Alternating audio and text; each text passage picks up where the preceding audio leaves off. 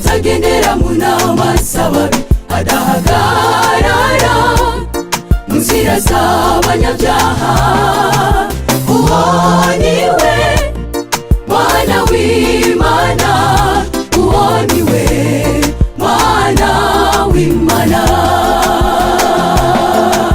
Hahirwa umuntu atagendera mu nama z'ababi, adahagarara mu nzira z'abanyabyaha.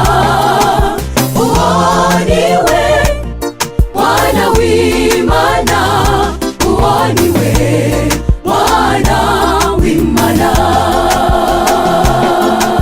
Azoba nk'igiti gitewe hafi y'imigezi y'amazi, cama igihe cyaco uwo,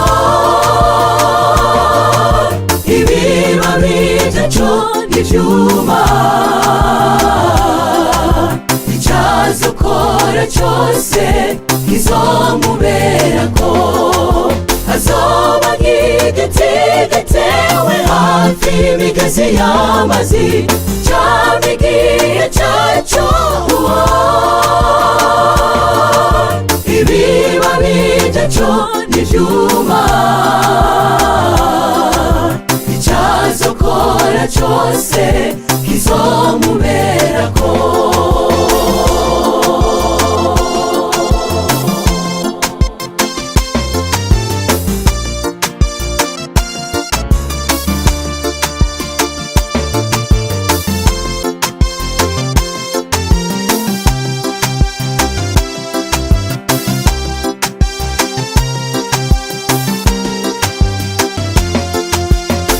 Hahirwa umuntu aticarana n'abacokoranye, kuko ibimuhimbara biri mu vyagezwe vy'Uhoraho.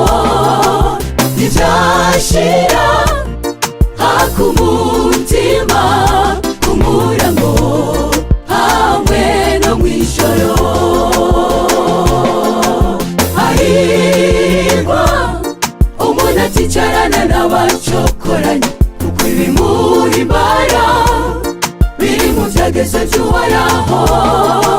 Ntivyashira haka umutima ku murango, hamwe no mw'ijoro.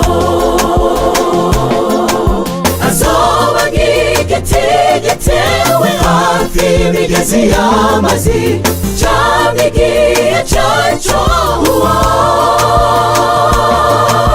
ibibabi byaco ntivyuma.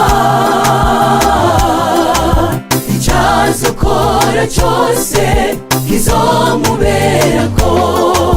Azoba nk'igiti gitewe hafi y'imigezi y'amazi, cama igihe cyaco uwo,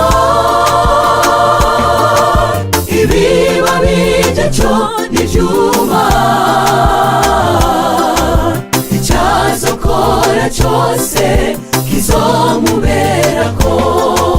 Azoba nk'igiti gitewe hafi y'imigezi y'amazi, cama igihe cyaco uwo,